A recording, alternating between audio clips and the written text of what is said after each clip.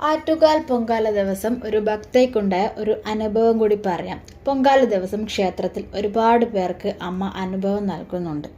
ആറ്റുകാൽ പൊങ്കാല ദിവസം ഒരു ഭക്തയ്ക്കുണ്ടായ അനുഭവം ഇവിടെ പറയാം.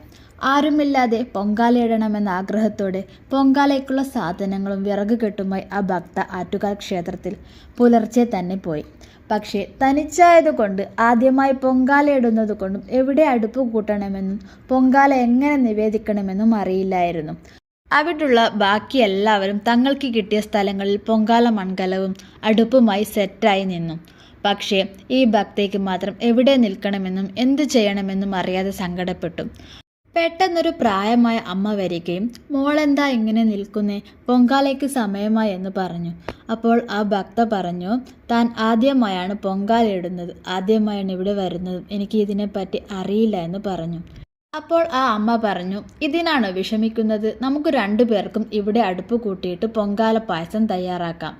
അമ്മയും കൊടുങ്ങല്ലൂരിൽ നിന്നും ഒറ്റയ്ക്ക് വന്നതാണ് പൊങ്കാലയിടാൻ എന്നാണ് പറഞ്ഞത്. പൊങ്കാലയിടാൻ ആളെ കിട്ടിയപ്പോൾ സന്തോഷമായി ആ ഭക്തയ്ക്ക്. 2 പേരും അടുത്തടുത്ത് അടുപ്പ് കൂട്ടി പൊങ്കാല പായസം ഉണ്ടാക്കാൻ തുടങ്ങി. നല്ല ശർക്കരയുടെയും നെയ്യിൻ്റെയും നാളികേരത്തിൻ്റെയും ഒക്കെ കലർന്ന നല്ല പായസത്തിൻ്റെ ഗന്ധം അവിടെ മുഴുവൻ പരന്നു. അന്തരീക്ഷം മുഴുവൻ അമ്മേ നാരായണ വിളികൾ. ക്ഷേത്രത്തിൽ മണിനാദം മുഴങ്ങി. ആകാശത്ത് പുഷ്പവൃഷ്ടി പോലെ ശാന്തികരൻ തളിച്ച ജലം എല്ലാ ഭക്തരിലും പതിച്ചു. ഒരു നിമിഷം ആ ഭക്ത മേലോട്ട് നോക്കി. അമ്മയോട് നന്ദി പറയാൻ തിരിഞ്ഞു നോക്കുമ്പോൾ അവിടെ അമ്മയുമില്ല, അടുപ്പുമില്ല, പായസവുമില്ല, കുറച്ച് പൂക്കൾ മാത്രം. ഒരു മിന്നൽ ശരീരത്തിൽ കൂടെ കടന്നുപോയതുപോലെ ആ ഭക്തയ്ക്ക് മനസ്സിലായി തന്നെ സഹായിച്ചത് വേറെ ആരുമല്ല, ആറ്റുകാൽ അമ്മ തന്നെയാണെന്ന്. അമ്മയുടെ തിരുസന്നിധിയിൽ വന്ന ഭക്തരെ അമ്മ കാണാതിരിക്കുമോ, അതും പൊങ്കാലിടണമെന്ന ആഗ്രഹത്തോടു കൂടി വന്നവരെ? ആ ഭക്ത മണ്ണിലേക്ക് കുമ്പിട്ട് പ്രാർത്ഥിച്ചു. പൊങ്കാല ദിവസം പൊങ്കാല കലത്തിനടുത്ത്, അതും അമ്മയുടെ മക്കളുടെ അടുത്ത് അമ്മയുണ്ടാകും.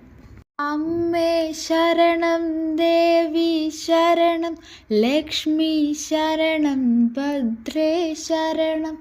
അമ്മേ ശരണം, ദേവി ശരണം, ലക്ഷ്മി ശരണം, ഭദ്രേ ശരണം.